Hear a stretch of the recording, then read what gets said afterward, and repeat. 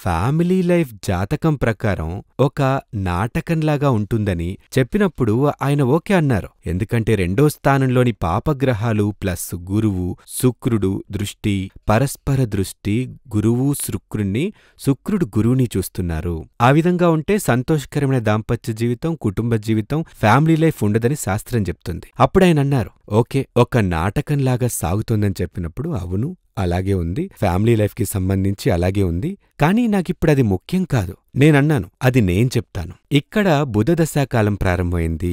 ఇదొక 7 సంవత్సరాల కాలం మీకు బుధదశాకాలం ఉంటుంది. అవును కదా? అవును. కాబట్టి బుధదశాకాలం ప్రారంభం నుండి వృత్తిలో తగ్గుదల ప్రారంభమైంది. అవును కదా? అవును. అలాగే ఉంటుంది.